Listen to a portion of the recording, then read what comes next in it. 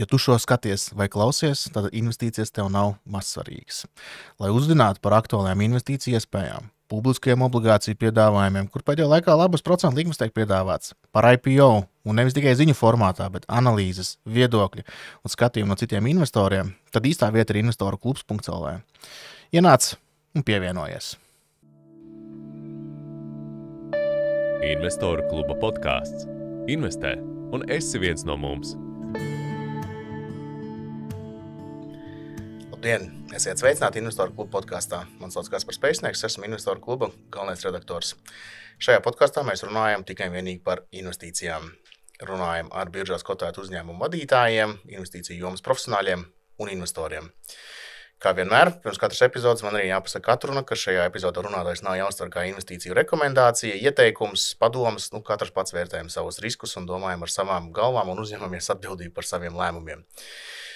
Un, protams, ja mēs kādas pozīcijas šajā sarunā pieminēsim, var arī gadīties, ka šīs pozīcijas ir mūsu portfeļos. Šajā epizodē pie manis viesos ir Eleving Group CFO, ja finanšu direktors Māris Kreicis. Sveiks, Māri! Sveiks, Kaspar! Šodien mūsu sarunas galvenais mērķis, protams, ir parunāt par obligācijām, par aktuālo notikumu, ka šobrīd ir kārtējais obligāciju piedāvājums no Eleving Group. Bet es domāju, mēs pirms tam varētu iesākt ar to, ka tu varētu pastāstīt tādu kopumā, brīvā formātā. Ja piedod, es tevi neiepazīstināju, bet es domāju, mūsu klausītāji, skatītāji tevi jau pazīst no mūsu iepriekšējām sarunām. Bet varētu pastāstīt, kā kopumā iet Elevingam un kāds tev noskaņojums ir attiecībā uz Elevingu šobrīd? Protams, tad sveiciens vēlreiz, Kaspar, sveiki visiem arī klausītājiem, skatītājiem. Tiešām, jā, man liekas, tāda īsai atkāpai mēs tirgu esam vai atrodamies vai dodamies vismaz reizi gadā ar kaut kādu notikumu, vai tās ir obligācijas, visbiežāk tās ir obligācijas, pagājuši darīja IPO, tā kā liekas, patiešām mēs esam tāds biežs viesis kapitāla tirgos un plānojam arī tāds būt turpmāk.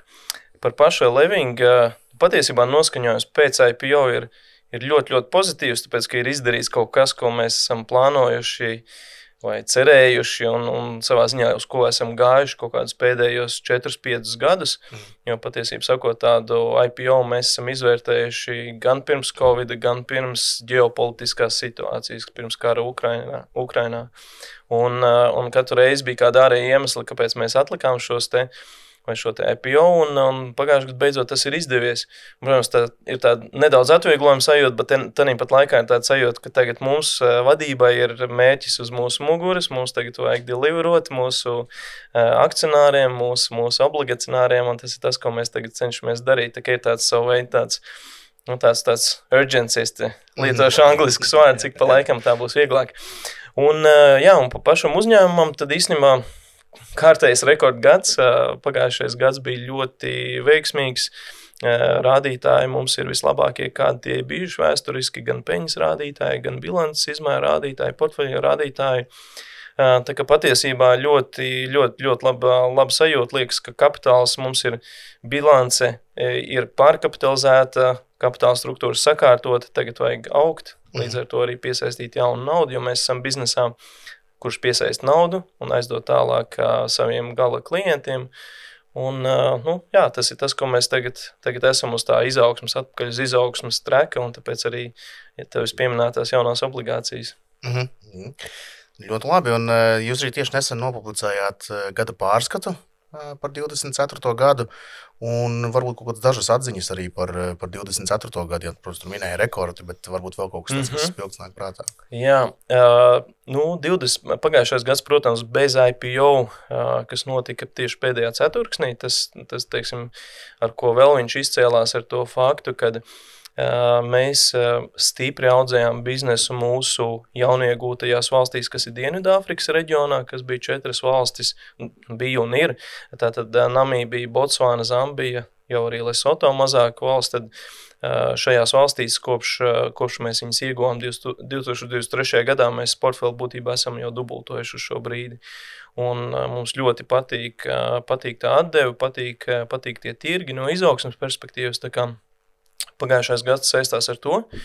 Un, protams, mūsu arī iepriekšējie tirgi beidzot arī tad pat ne beidzot, bet kārtējo gadu jau nes šos te augļus. Mēs redzam, ka uzbūvētie portfeļi šajos tirgos, viņi joprojām pelnoši, mums viņus vajag noturēt, nedaudz arī kāpināt, protams, apjomus, un tas viss kopā tā ļoti labi salikās, un kopā ar IPO, kur mēs piesaistījām šos 29 miljonus, mēs arī īstenībā atmaksājām subordinātās obligācijas un tādā veidā pat ietaupījām arī mūsu akcionāriem pat līdz 2 miljoniem gadā procentu izmaksās, un tas viss kopā tā saslēdzās tādā vienotā unisonā un izdevās mums pabeigt gadu ar 30 miljonu neto peļņu, 90 miljonu ebidu, un portfeli, kas pārsniedz 370 miljonus eiro, un bilants jau tuvojās pie pusmiljārda mūsu uzņēmumam. Jā. Nu, tas varbūt nav mans jautājums, varbūt kāds cits varētu jautāt arī mūsu klausītājs, skatītājs, bet priekš kam tu to obligāciju emitēt, jūs jau IPO piesaistījāt līdzekļus, nopelnījāt, vai tu nevari tikai ar to strādāt? Jā, nu te jāpiemina tas, ko mēs arī diezgan publiski pieminējam un marketējam arī mūsu akcionāriem, topošajiem akcionāriem, kad mēs pirms taisījām IPO, mēs bijām apņēmušies sasniegt noteiktus portfeļa peļņas un ebidas rādītājus, un būtībā mūsu mērķis ir dubultot mūsu uzņēmumu tuvākajos 2 gados līdz 2026. Gada beigām.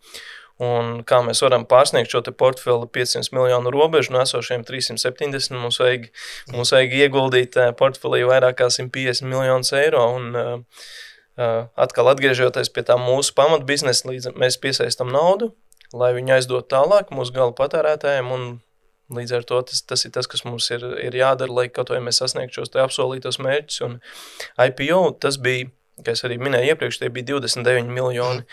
Var teikt tikai, tāpat laikā bilancēs pārkapitalizācija būtisks cipars, bet viennozīmīgi ar 29 miljoniem mēs nevaram palielināt uzņēmumu kopējo portfeli pa 150. Nu, un līdz ar to tad tas, kā mēs īstenībā jau esam izlietojuši mūsu IPO piesaistīto naudu, mēs atmaksājam šīs te subordinātās obligācijas, tie bija 10 miljoni rastīti, un tad pārējais tika ieguldīts jau portfelī, un mums, teiksim, decembrī bija rekordliela arī izsniegšanas apjoma. Mēs vienā decembrī izsniedzām 40 miljonus jaunos aizdevumos, un jā, tagad mums ir šī vajadzība pēc jauna kapitāla.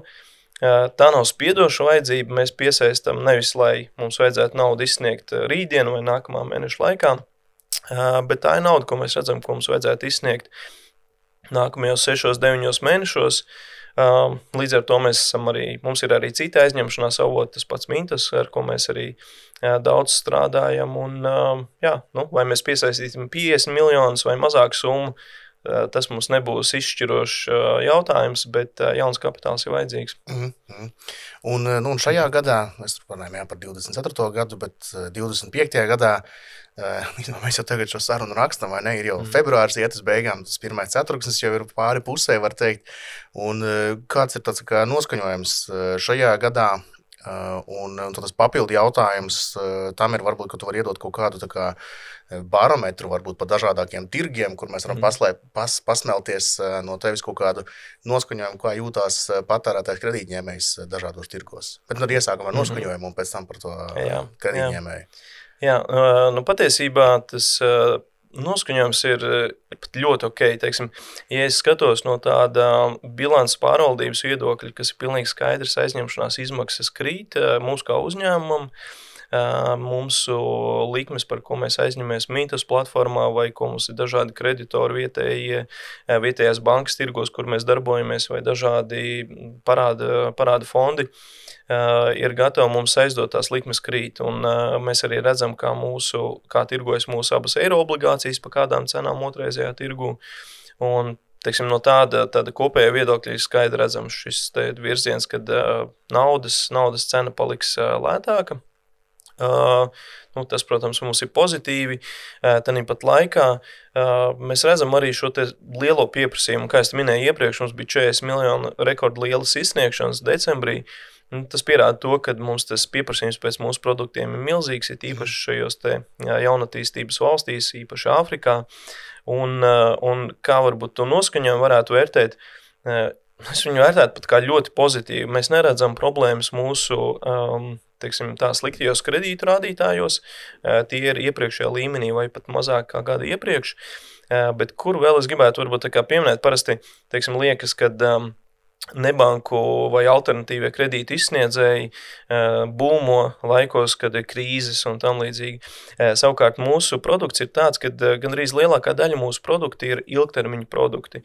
Tāpat transporta līdzekļu finansēšana vidēji 4-5 gadi, kur mēs izsniedzam aizdevumus. Jaunu motociklu finansēšana Āfrikā līdz 2 gadiem.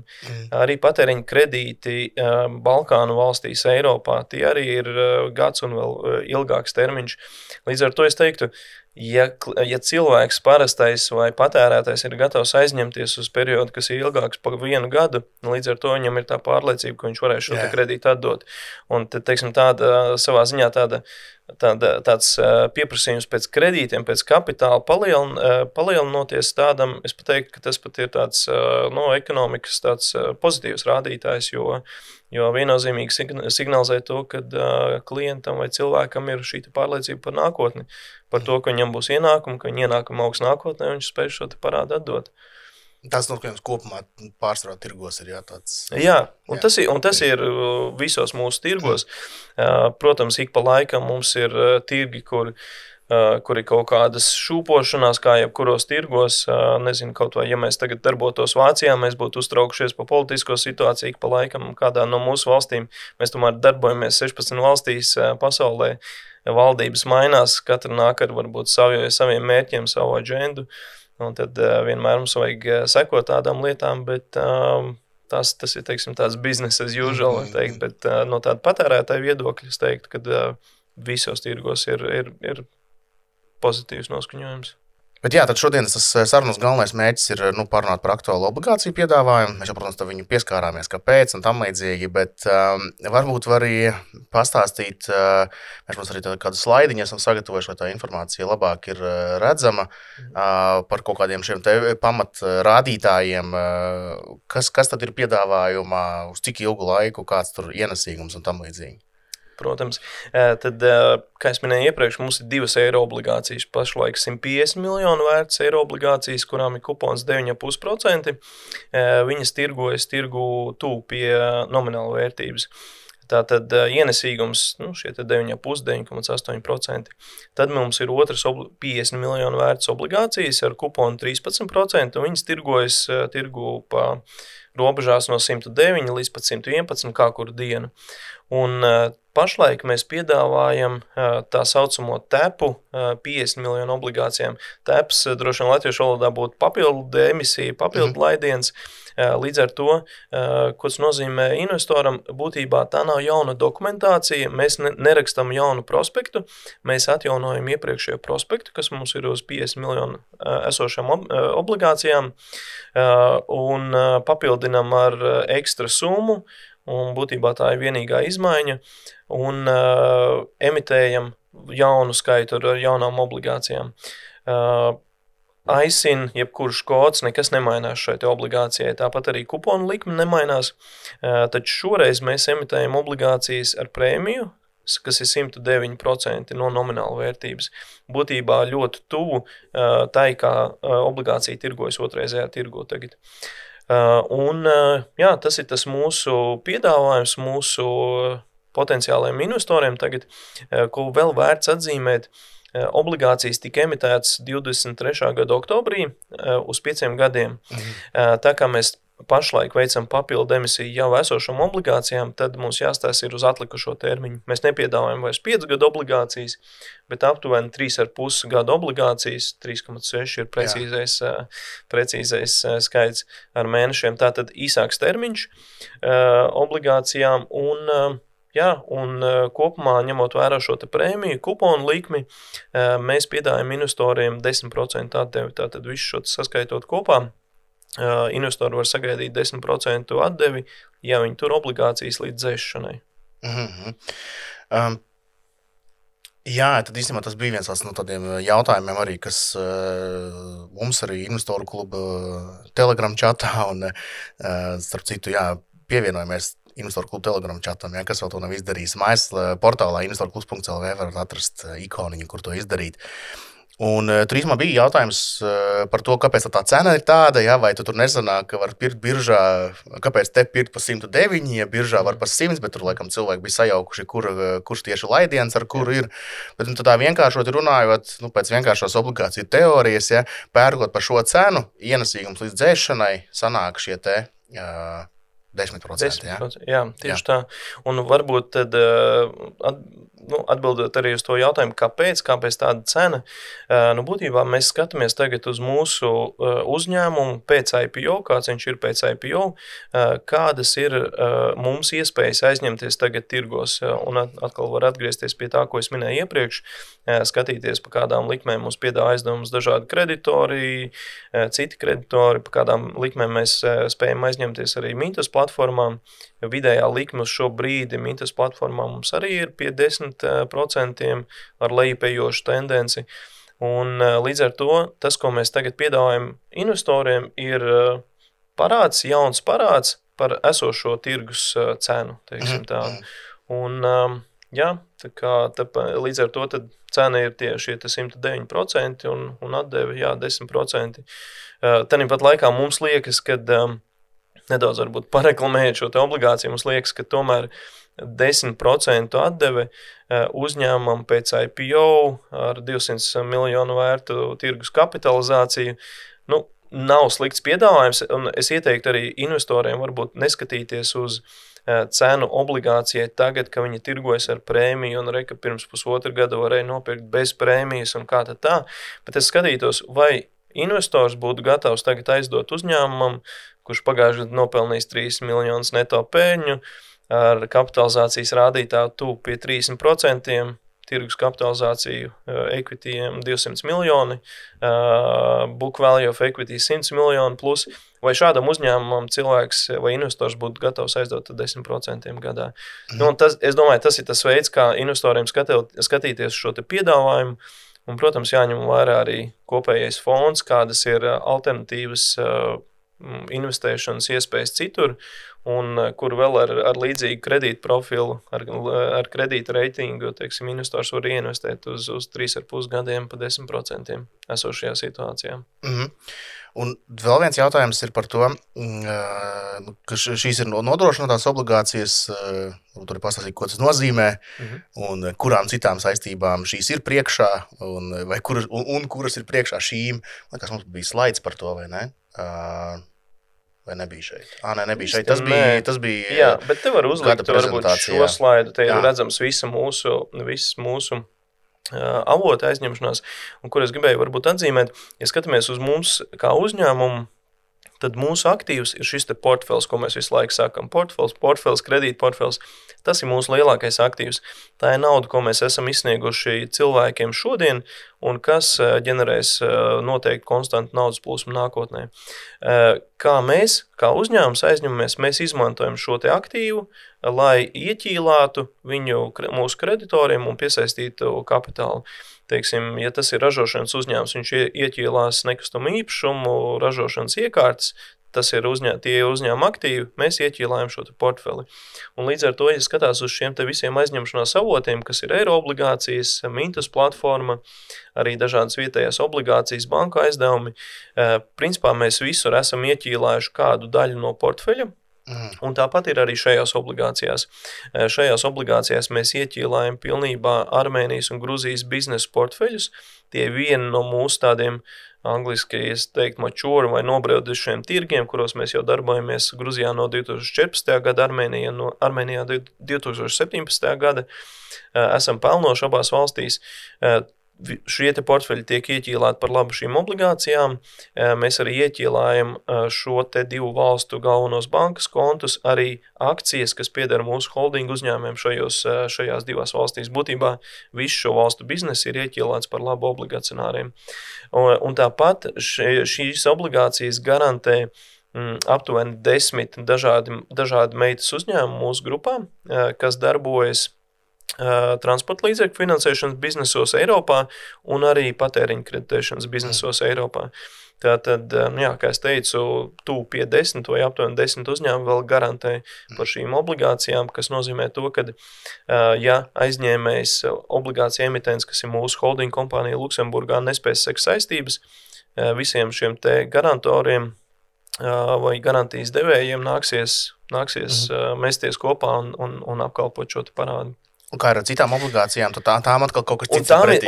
Un citām obligācijām atkal ir citu valstu portfeļi ieķīlāti, un tā tas būtu, tā kā līdz ar to viņas ir, šīm obligācijām ir pirmās rokas tiesības uz konkrēti šīm divām valstīm, un, protams, arī garantijas tad no pārējiem uzņēmumiem, kur tad jāskatās, kā šie garantori tad turpinās sekt saistības. Un praktisks jautājums. Paldies par šo. Tas, man liekas, ļoti svarīgi ir tīpaši šeit tādā kontekstā skatoties, kur, pareizi saka, ja tur cits ieķīlā rūpnīca, tur pavisam vienkārši. APF Holdings ieķīlā savus tur gaidāmos olu cehus, tur saprotam, šis cehs ir tur obligācija. Es vēl arī, atvainoju, ka es tev pārtraucu, es vēl gribēju pieminēt, ka īstenībā Baltijā bieži arī parādās nenodrošinātās obligācijas, un tas arī to ir vērts paskatīties, jo, teiksim, no manis, es arī ļoti patīk būt iekšā tirgu, vērot dažādas tirgus notikumus, arī piedalīties dažos no tiem, teiksim, ļoti liels tāds sektors, kas piesaista obligācijas, emitē obligācijas nekustamā īpašuma tirgus vai nekustamā īpašuma attīstītāji. Viņi parasti piesaista nenodrošinātās obligācijas, jo teiksim, viņiem ir pārsvarā finansē šo te attīstību ar banku aizdevumiem, un tad nedaudz varbūt pietrūkst equity, tad izlaiž nenodrošinātās. Un es ieteiktu investoriem arī, teiksim, izvērtēt šo te nodrošināts vai nenodrošināts obligācijas šo te segumu un kā tas atspēlējas pret procentu likmi, ko piedāvā. Tā kā šis te risk-reward attiecības izvērtēšana obligāciju nodrošinājuma ir loma, vismaz manuprāt. Jā, tam ir jāpievērš uzmanība, kas vai nodrošināt, nenodrošināt, un arī kas vai subordinēt arī, īpaši banku gadījumos. Jā. Un tāds pavisam praktisks jautājums ir, cik viegli un kādā veidā var parakstīties uz obligācijām? Jā, tad es gribu pieminēt šeit to, ka mēs no savas puses jau emitējot entās obligācijas un entos publiskos obligāciju piedāvājums, mēs ļoti esam domājuši par to, lai maksimāli būtu iespējams pilnīgi visiem no Baltijas, jebkāda lieluma investoram, vai tu iegādājies vienu obligāciju vai daudz tūkstoši, lai visiem būtu iespēja, teiksim, šīs obligācijas iegādāties. Tāpēc arī esam noteikuši pat nominālu vērtību vienai obligācijai 100 eiro. Bet tāpat laikā mēs zinām, ka ļoti daudz arī, teiksim tā, varas atrodas arī pašu banku rokās vai brokeru rokās, un tehniski mūsu obligācijām ir jābūt piedāvājumā pilnīgi visām bankām Baltijā. Savukārt praktiski mēs zinām, ka, teiksim, šodien pat mēs arī ienāca informācija, kad arī Svetbanka uzliek noteiktu limitu. Svetbankā minimālais parakstīšanās apjoms ir ekvivalents 20,000 eiro. Jā. Kas mūsuprāt priekš retail investoriem ir stipri par daudz. Te varbūt jāsaka, tāpat tas ir progress, salīdzinot to, kā tas bija 23. gada beigās, kad mēs pirmoreiz emitējām šīs obligācijas, tad limits bija 50,000, kas ir smieklīgi liels apjoms tādam retail investoram. Un, tagad ir progress 20,000 joprojām. Manuprāt, joprojām mēs neesam tur, kur mums vajag būt.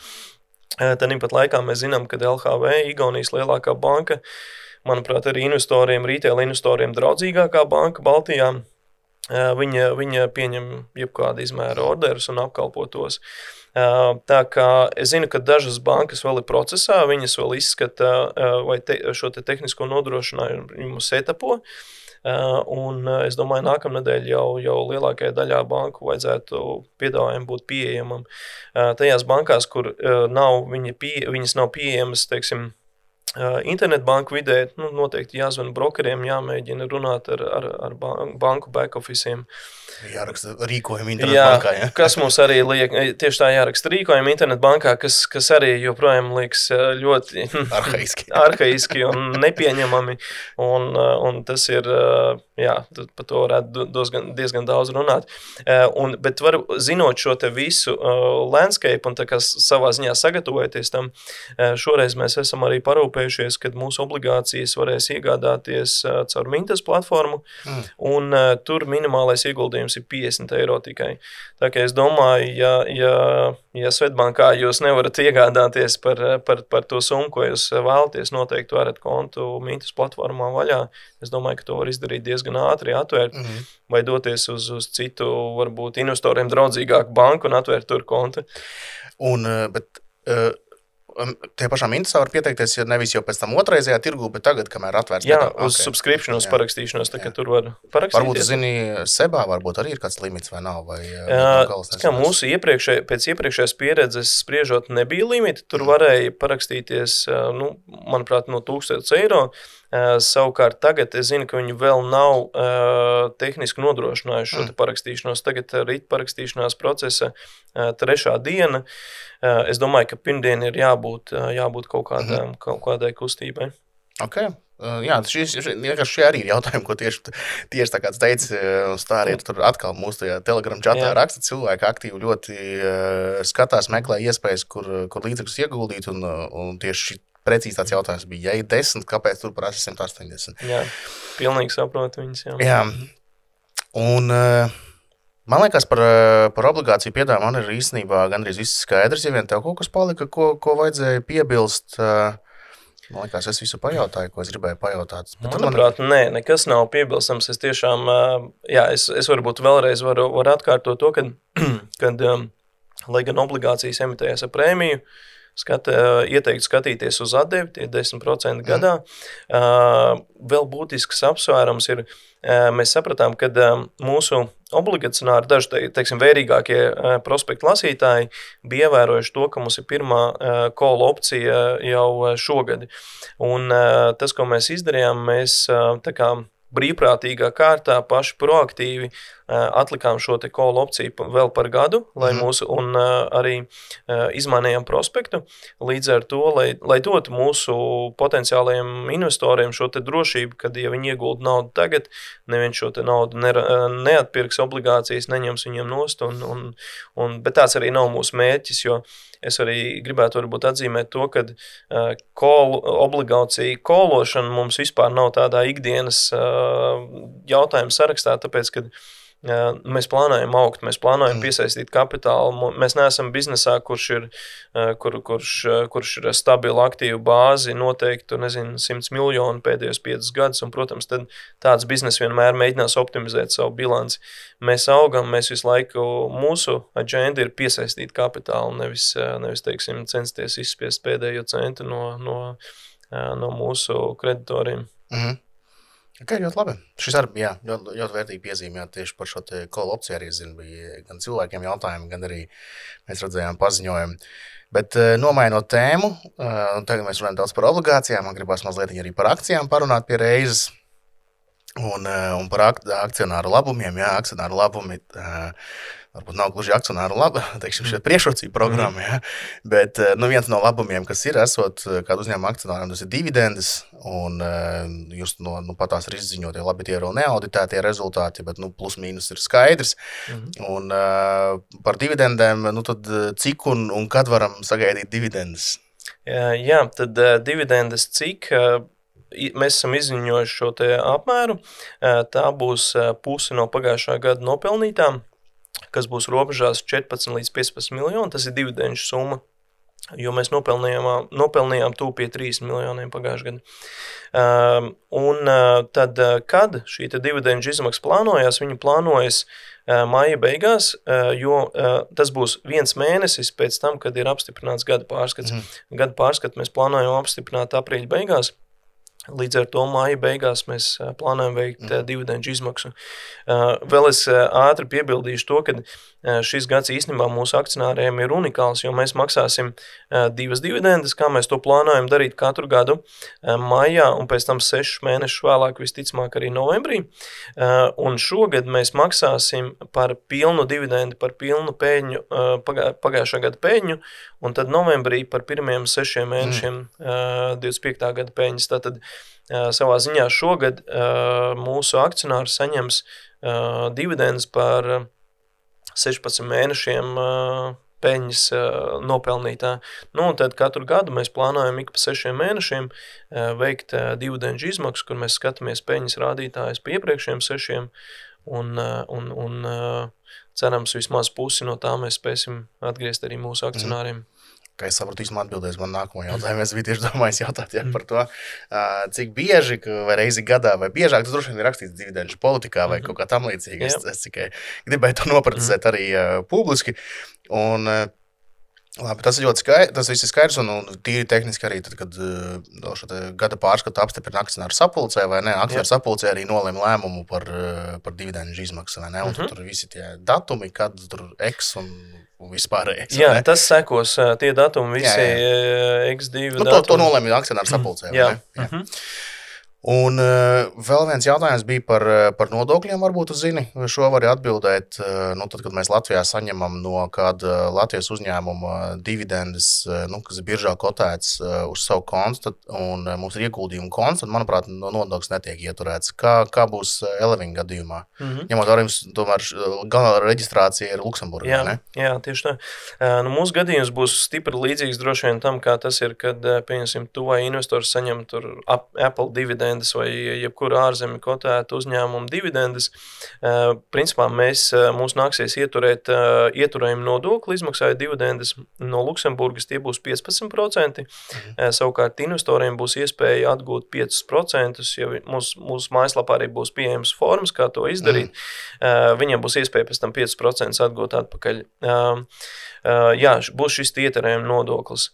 Bet te varbūt, un par šo es arī domāju, teiksim, kā tas ir, un saņemot no Latvijas uzņēmuma, redz, dividendes nekas netiek ieturēts, bet te ir vērts, teiksim, padomāt par to tā, ka, ja, teiksim, Luksemburgā uzņēmums nopelna 1 miljonu, visu viņš var izmaksāt dividendēs, no tā ieturēs 15% šo ieturējumu nodokli. Tu kā akcionārs saņems 850,000. Ja ir ekvivalents uzņēmums, kurš nopelna 1 miljonu Latvijā, viņš īstenībā samaksās UIN, izmaksājot dividendes, kas ir 25%, un tu kā akcionārs saņems 750,000. Protams, tev nekāds nodoklis netiek ieturēts no tevis, bet, teiksim, no tevis tev kā akcionāram labāk patiktos būt tādā uzņēmumā, kur tu saņem 850,000, kur šis te kopējais nodokļu sloks ir mazāks. Tā kā droši vien ir vērts tiešām pabrīdināt mūsu akcionārus, kad tiks ieturēts ieturējuma nodoklis, bet tie ir 15%, un no akcionāra perspektīvas tas ir tomēr daudz labāk nekā, ja tiek ieturēts 25% UINs. Labi, un vēl bija jautājums par to, es pats gribēju pajautāt, kā es paši vērtēju akcijas cenas dinamiku kopš IPO. Mēs zinām, kur viņi ir bijusi, viņi tur starp 1,70 bija sākumā, tad laikam 1,65 vai 1,64 ar kaut ko, vismaz Rīgas biržā bija zemākā cena. Un pirmajās dienās sekoja līdz katru dienu cenai, vai vēl joprojām? Protams, ka mēs to darām, sekojam, bet tāpat laikā tas arī nav tāda neveselīga sekošana, un es domāju, to atbildēs jebkurš uzņēmuma vadītājs. Bet, teiksim, no tādiem mūsu novērojumiem, varbūt bija interesanti mums arī pastīties, un iespējams, tu labāk zinās, sekojot citiem IPO, kad ir samērā liels, teiksim, tādu spekulatīvo investoru apjoms, kas tieši pirmajā mēnesī varēja redzēt, kad viņi neredz to sākotnējo tādu akcijas bumpu augšā, tur pa 10-15% nebūs ātra peļņa, viņi labāk paņems mīnus 10%, ātri izliks ārā no pozīcijas un investēs kaut kur citur. Tā kā mums no tāda dinamikas viedokļa bija interesanti pavērot, ka pirmajā mēnesī tiešām bija tāds spekulatīvi, teiksim, tika noņemt no trases daudz spekulanti, kas ir ok, un tagad tā cena ir ap IPO, tieši šodien pat viņa ir IPO cena un pēdējo nedēļu. Mūsuprāt, protams, no vadības viedokļa mums ir, teiksim, tas skats par uzņēmumu vienmēr pozitīvs, mēs redzam, kā mēs plānojam attīstīties, mēs zinām visus mūsu plānus, mēs zinām visu uzņēmumu potenciālu, un, protams, ka mums liekas, ka akciju cena ir nenovērtēta. To pašu mēs arī runājot ar banku analītiķiem, mums Mums piesako trīs banku analītiķi. Mums ir viens neatkarīgais analītiķu birojs, kuru pakalpojumus mēs pērkam. Tas ir apmaksāts research, kur ir vērts arī pieminēt. Jā, tas ir Enlight. Savukārt banku, tad tie ir neatkarīgi analītiķi. Un, protams, visi novērtē mūsu akciju cenu, teiksim, tā, šo te fair value daudz augstāk. Un 3 no 4 novērtē viņu augstāk par 2 eiro. Un, protams, mūsu kā vadības skatījumā arī iespējams, tas ir daudz pa maz. Bet ko tas liecina varbūt man kā uzņēmuma vadītājiem, tas vienkārši dod signālu par to, ka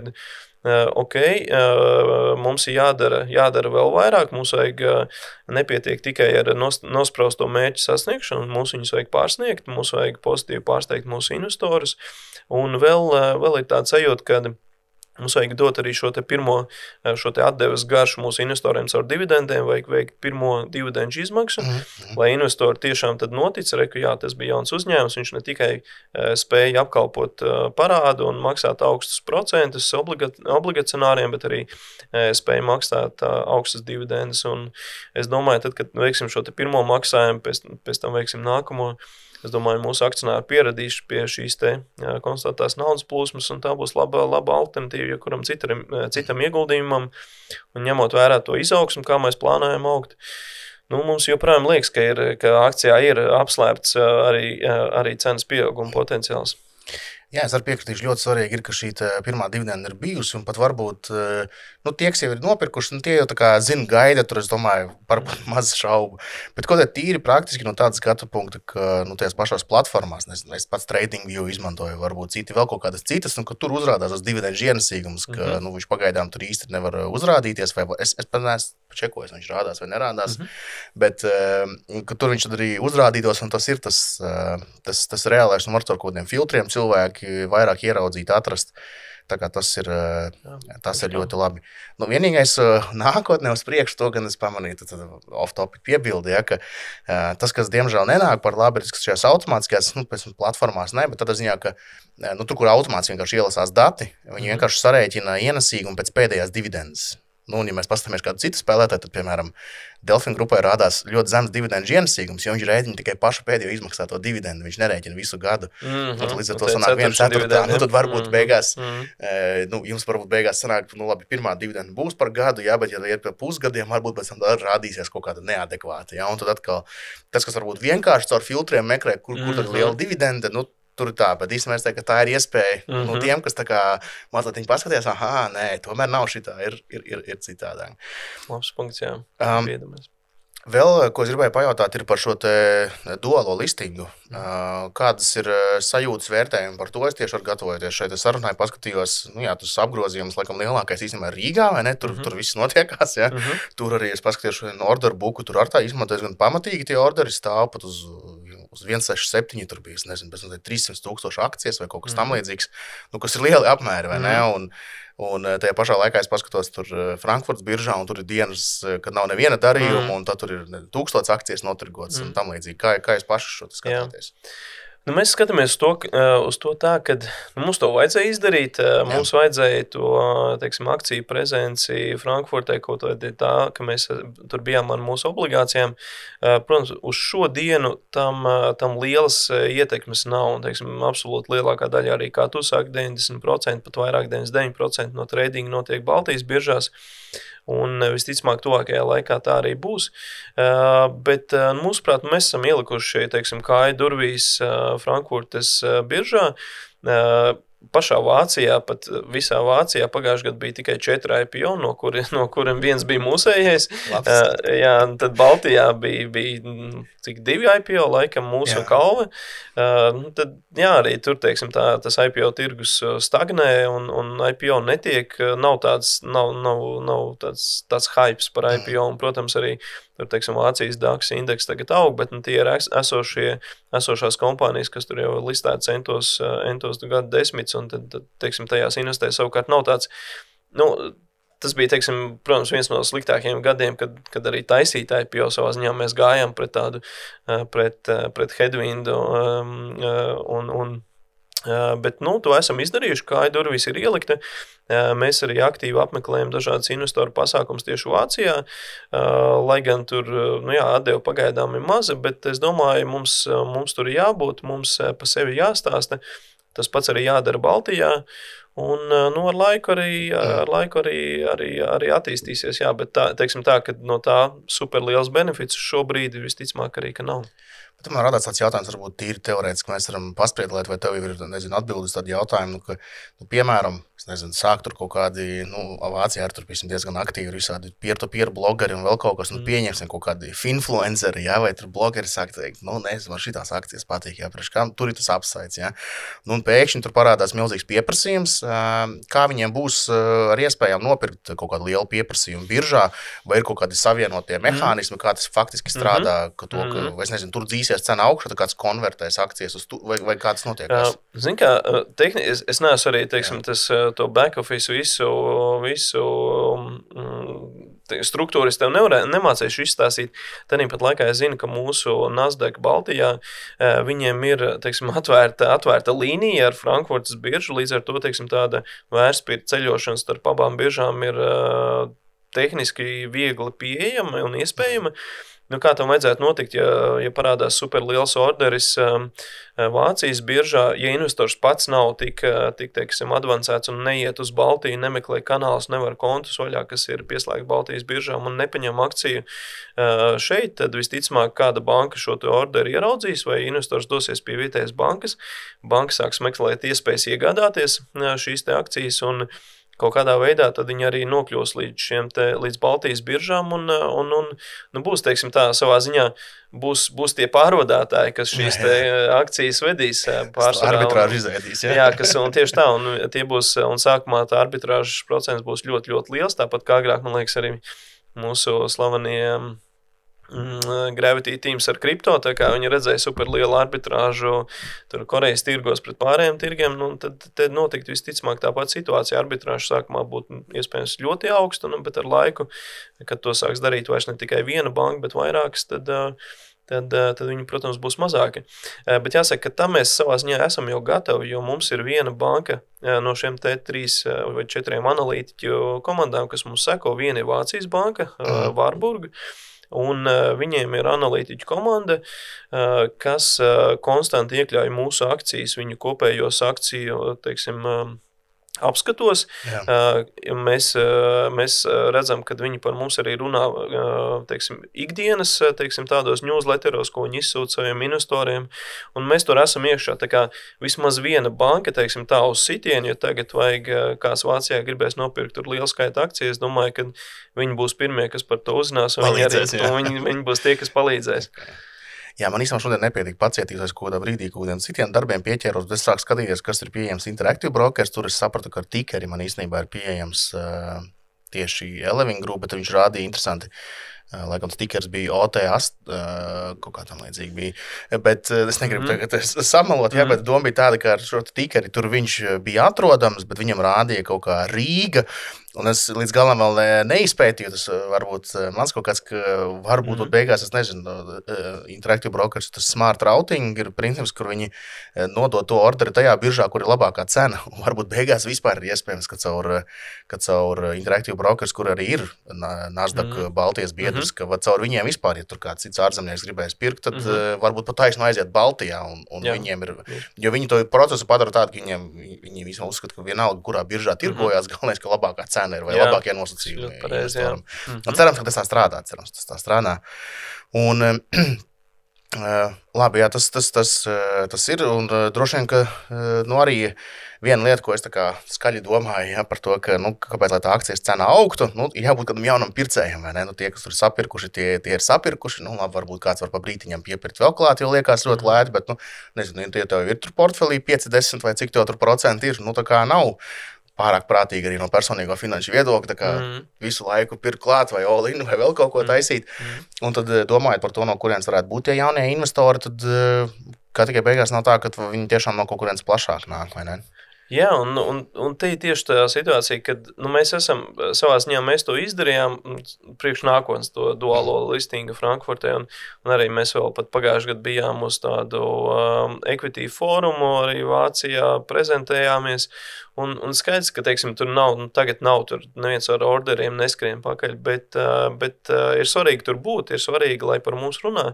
Īstenībā vēl vakar mums bija, teiksim, tāds mazs ar obligāciju kontestā mini roadshows un runājām ar dažādiem investoriem, advisoriem un, pieņemsim, uzpeldēja, kāds bija ticies ar fondiem Ņujorkā, Bostonā, un tur ir Leving vārds uzpeldējis, teiksim, un arī ne no kurienes, teiksim,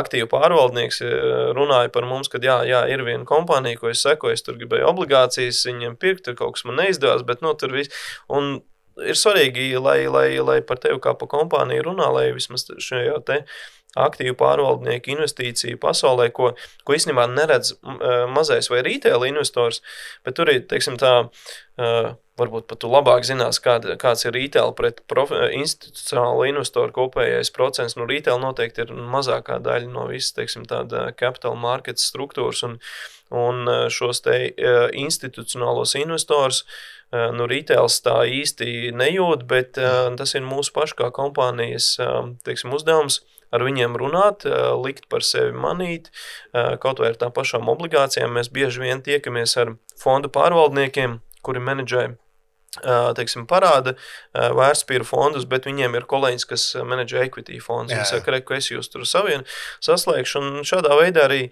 mēs gribam šo te Leving vārdu pludināt apkārt pa Eiropu, pa pasauli maksimāli daudz, un tādā brīdī, kad kādam ļoti iepatiksies, gribēsies mūsu vērtspapīrs, mēs būsim pieejami.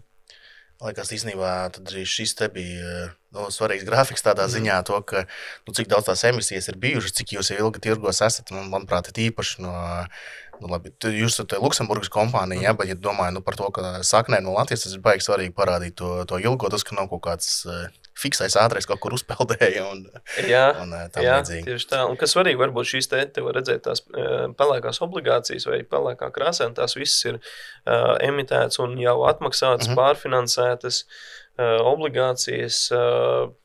Nav mums defaultu, neviena obligācija nav nodefaultējusi vai neviena no mūsu meitas kompānijām nav nodefaultējusi uz saviem aizņēmumiem. Tā kā, tas track records uz šo brīdi, mums prāt, ir tāds ļoti labs.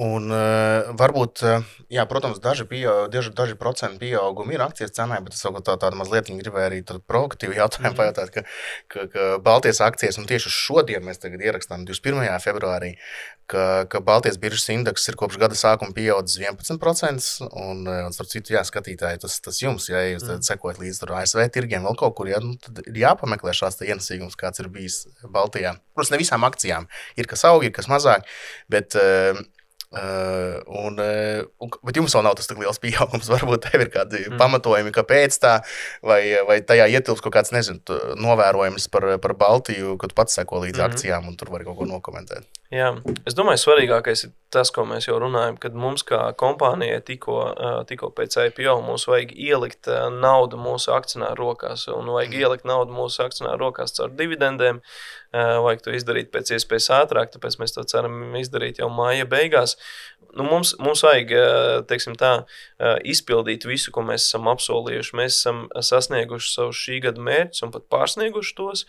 Un tagad mums vajag arī izpildīt apsolījumu saistībā ar dividendēm. Tas ir tas, ko es pieļauju mūsu akcionāri sagaida no mums. Par Baltijas tirgu kopumā īstenībā man arī ļoti pozitīvs pārsteigums, man liekas ļoti patīk. Varbūt es īstenībā nezinu, mūsu Baltijas tirgu indeksā ir kaut kāds arī vietējais Magnificent 5 or 7, jo pieņemsim, Šauļu banku akcijas, tas ir viens pats ar 50 vai cik procenti gadu laikā dod. Cik tas, teiksim, cik ir plašs tas pieaugums akcijām, droši vien to jāapstās. Bet, ir skaidrs, ka ir pāris vietējie čempioni, un, man liekas, arī Igaunijas zāļu R&D kompānijai, J. Molner arī bija ļoti labs pieaugums. pieaugums. Tur gan arī tiešām droši vien, ka ir jāpaskatās iekšā tajā Baltijas galvenajā tajā benchmark indeksā. Manuprāt, tur alternatīvais tirgus vispār nav iekšā. Un tad, Šauļu banka, protams, ir viens no tiem, kas kārtīgi šo rāvienu uz priekšu iedeva. Igaunijā vēl noteikti tas būs Merko Ehitus, es domāju. Viņiem ir bijis arī ļoti labs cenu kāpums. Žēl, Latvijā gribās arī ieraudzīt, bet starp citu pieņemsim, labi, tie pēdējie rezultāti nebija tik labi, bet arī Saftehnika no zemākajiem punktiem atguvās, un tad, tajā indeksā ir galvenokārt no galvenā saraksta un kaut kādi, kuri tur atbilst kritērijiem. Varbūt vēl es gribēju tev pajautāt dažus tādus jautājumus kopumā varbūt par Elevingu un aktuālajām visām karstajām tēmām, nezinu, par mākslīgo intelektu. Man obligāti nav beigās jābūt saistītam, bet es skatījos ar tur vienu podcastu, viņi saka, 3 gadi ir palikuši līdz mākslīgais intelekts, tā kā, bez mazliet tur mūsu darbus pilnībā neatņems, gandrīz jebkuru, bet vienkārši mainīsies loma, un tur kā piemērs dos, piemēram, ka vairs tur jurists netaisīs līgumus, to taisīs mākslīgais intelekts, jo viņš to var izdarīt tehniski, bet juristam tā loma vairāk mainīsies uz to, ka viņš, tā kā viņam ir jāzina pamatlietas, bet viņš drīzāk kļūst jau pēc mazliet kā coach tajā darījumā, ka no cilvēka saprast, ko viņam vajag, ko viņam vajadzēt, kā šo visu reaģēt, ko darīt, ko tas viņam nozīmē, šo visu informāciju nodot un būt tā kā bez mazliet tulkam pa vidu, bet, kā jūs redzat, savā kaut kādā vai var uztaisīt, nezinu, darbinieku optimizāciju uz mākslīgā intelekta rēķina, kā man liekas to LHV banka kaut kādā brīdī ziņoja to, ka viņi optimizē kaut ko, efektivizējot un mākslīgais intelekts un tam līdzīgi. Es domāju, ka uz šo brīdi mēs vēl neizziņosim izmaksu optimizāciju un, teiksim, nevaram tur paziņot, ka aizstāsim tur pusi call center ar AI. Bet, protams, es domāju, arī ikdienā tas pat, es teiktu, ja tu esi tāds mūsdienu profesionāls, tu pats kā cilvēks meklēsi šo te AI agentu, kas tev palīdzēs ikdienā darīt, teiksim, ātri apkopot kaut kādas lietas, uzdot jautājumu, izanalizēt. Īstenībā man pašam arī nesen bija tāds pārsteigums, es pat nezināju, ka ChatGPT versijā to var uztaisīt arī pat tādu deep search, likt viņam meklēt. Jā, nesen pavisam ievies. Jā, un tu vari likt viņam meklēt visu internetu, teiksim, 6 stundas. Un outputs ir vienkārši amazing, un tu vari, un ļoti daudzās lietās uz šo brīdi mēs varam... Kur tas palīdz mums jaunu tirgus izpētē. Var arī aizsūtīt AI agentu, uztaisīt deep search, dienu meklēt internetu, visus iespējamos avotus, nodefinēt ļoti labu, teiksim, to ietvaru. Un tev atnāks tirgus izpēte Excel tabulās pa visu Āfrikas reģionu. Tu vari, un, protams, arī mūsu juristi, zinu, ka ikdienā jau izmanto. Es nezinu, cik liela daļa no mūsu prospekta ir rakstīta ar AI. Mūsu gadījumā droši vien, kad tas bija tāds vairāk copy-paste, jo mēs taisījām tepu, bet es pieļauju, ka tas ir tāds no-brainers. Es domāju, kad jebkāda jauna obligācija emisijas prospekta varētu AI uzģenerēt ļoti labu default template diezgan ātri. Es domāju, visos mūsu departamentos mēs tā kā encourageojam mūsu darbiniekus un esam novērojuši katrs cilvēks, un arī mūsu Baltijā ir, teiksim, tāds, augsta intelekta tāda know-how centrs, tāpēc, ka šeit mums ir visi developeri, datu zinātnieki, un katrs departaments ikdienā izmanto savu aģentu, kas palīdz viņiem ikdienā darboties. Jūs aktīvi ir iedrošināt un motivēt, lai viņi to visu dara. Jā, protams, un tieši tā mēs arī mēģinām izslēgt tur kaut kādas, tā kā nesūtam vairs tur researchā uz Āfriku uz 2 mēnešiem, bet arī uztaisam desk research ar AI agentu palīdzību, ar deep search uztaisam. Lai mēs pēc tam noverificēt, vai ne? Jā, un pēc tam to var noverificēt, un tas ir daudz vienkāršāk, tā kā tas ir neizbēgami, tas ir mūsu, un to mēs arī sagaidām no mūsu darbiniekiem, ka viņi optimizēs savu darbu, un tas ir tas, ko gandrīz katrs departaments arī dara. Protams, arī mūsu bizness vienmēr ir bijis datu ietilpīgs, un mums ir savi developeri, datu zinātnieki, kas ar machine learning jau strādā jau entos gadus. Grūti varbūt to nosaukt tagad, ka tas ir kaut kāds AI, ko mēs esam darījuši pēdējos 10 gadus, bet Tas, jebkurā gadījumā, Liels darbs ar datiem, ja? ir tieši tā. Jā. Un varbūt tev pašam kaut kādi mīļākie, mīļākie rīki, vai kurus tu izmanto, ja runāt, nezinu, tur mākslīgi intelektu piešķienu, labi, teicu, ChatGPT, ja? Jā, tas, man liekas tieši tas Deep Search man ir pēdējā laikā lielākais un pozitīvākais atklājums, jo tiešām man ir starpība, vai tu sagaidi no viņa atbildi sekundes laikā, un tas, ko viņš iedod, vai izšpļauj ārā ir, un salīdzinot ar Deep Search ir daudz saturīgāks, un jā, es esmu, teiksim, pēdējais īstenībā bija tieši mūsu prospektu kontekstā. Mums bija nepieciešama neliela grāmatvedības konsultācija vai apkopojums ar starptautiskiem finanšu standartiem, un es šo te mazo konsultāciju, un man vajadzēja mūsu juristiem ātri pamatot noteiktu situāciju. Man liekas, tas bija 8 vai 9 vakarā pirms obligāciju palaišanas, un tad es ieslēdzu savu ChatGPT, un pēc 10 minūtēm man bija ļoti jauks pamatojums, un nelasot visus garos starptautisko finanšu pārskatu standartus, un tas viņiem noderēja, regulātors akceptēja, viss, un mēs esam šeit. Okay, jā, forši, es piekrītu, tās iespējas nāk virsū ritīgās, un varbūt tiešām nav tā, ka tur visus aizstās un tam līdzīgi. Tas bija tāds atstāstīja, ko es citur, bet skaidrs, ka tie, kuri varēs izmantot, viņu mācēs izmantot, ja ir jau arī jāmāk paprasīt, vai ne, ir jāmāk viņam uzjautāt un paprasīt. Un arī kritiskam ir jābūt. Starp citas, varbūt tev jau citur bija stāstījis, ka man pašam bija piemērs, kur es tagad paprasu S&P 500 rezultāts tur janvārī, ja, un tas meklēšanas rīks Perplexity ir tāds, kas ar tieši tā kā uz bet tieši tikai meklēšanai viņš ir paredzēts. Un viņš atdod to rezultātu, kaut kādu parāda 5,8%, bet es zinu, ka ir 2,7%. Un es saku, tā kā, are you sure, vai tu esi drošs, jā? Viņš saka, viņš vēlreiz iedod to pašu, es saku, nav taisnība, pārbaudi. Jā, tiešām, jā. Tur, bet viņš bija atrasts avotus, kur atsaucās. Jā, tur bija kādā blogā uzrakstīts. Un īstenībā tas rezultāts bija nevis, cik ir pieaugums kopš mēneša sākuma līdz beigām, bet no kaut kāda no zemākā punkta līdz augstākajiem. Tikai bija nepareizi paņēmis, līdz ar to tā kritiskā domāšana arī kaut kur jāslēdz visu. Jā, un tas, ko saka, un iespējams, tādā queryjā pat ir jāsaka izslēgt viedokļus vai blogus tikai pamatoties uz kaut kādiem biržas datiem, jo iespējams, ka tas blogs uztrendo tik augstu, ka viņš tas pirmais, ko viņš paņem no tirgus. Jā, tā kā, es domāju, ka mēs nedaudz apdedzināsimies, bet mācīsimies. Labi, es, protams, saprotu, vēl cits jautājums par Eleving. Es saprotu to, ka, teiksim, droši vien izaugsmes potenciāls tur Āfrikas tirgiem būtu tik, cik vienkārši, nezinu, kapitāli nevar tik daudz dabūt, vai ne? Bet es nezinu, varbūt, kur kaut kāda nākamie, kaut kādi interesantie tirgi, Latīņa Amerika, Āzija, vai pagaidām pietiek ar to, kas tie kontinenti, kur jau ir. Jā. Es neatklāšu pārāk daudz, paturēsim nedaudz arī nākotnē, tīpaši domājot par akciju cenu pieaugumu.